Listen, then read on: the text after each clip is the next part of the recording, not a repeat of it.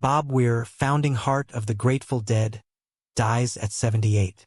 San Francisco. Bob Weir, the rhythm guitarist and co-founder of the Grateful Dead, whose unique musical phrasing and relentless touring spirit defined the American jam band counterculture for 6 decades, died Saturday, January 10, 2026. He was 78. His family announced his passing in a statement on social media, noting that Weir died peacefully surrounded by loved ones. While he had recently triumphed over a cancer diagnosis received in July 2025, he ultimately succumbed to underlying lung issues.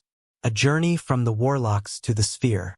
Born Robert Hall Parber in San Francisco and raised in Atherton, Weir was the youngest member of the Core Four who founded the Grateful Dead. At just 16 years old, he met Jerry Garcia at Dana Morgan's music shop in Palo Alto on New Year's Eve, 1963. That meeting birthed the Warlocks, which would soon become the Grateful Dead. While Garcia was the band's spiritual lead, Weir was its engine. Known for his eccentric rhythm guitar style, a complex blend of jazz-influenced chords and rock energy, he provided the harmonic architecture that allowed the band's legendary improvisations to soar. The voice of Truckin' and Sugar Magnolia, Weir's contribution to the American songbook was immense.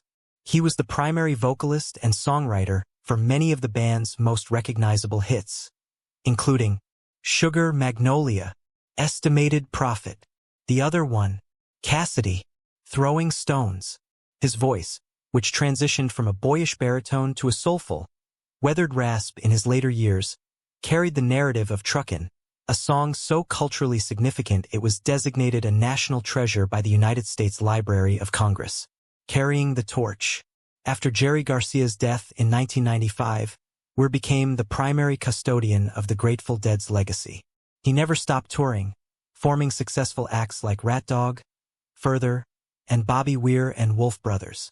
In 2015, he joined forces with John Mayer and original Dead drummers Mickey Hart and Bill Kreutzmann to form Dead and Company. The group became a global touring powerhouse, proving that the music could bridge generational gaps. His final performances in 2025 included a celebrated 3-night run at San Francisco's Golden Gate Park to mark the 60th anniversary of the band's founding. A final farewell. He often spoke of a 300-year legacy, determined to ensure the songbook would endure long after him.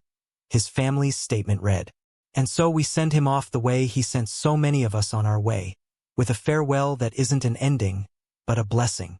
Weir is survived by his wife, Natasha Munter, and their daughters, Monet and Chloe.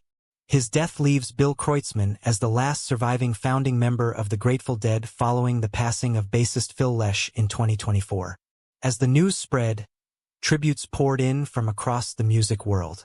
From the Empire State Building being lit in tie-dye colors to vigils in the Haight-Ashbury district, the Deadhead community gathered to remember the man who spent 60 years proving that the music never stops.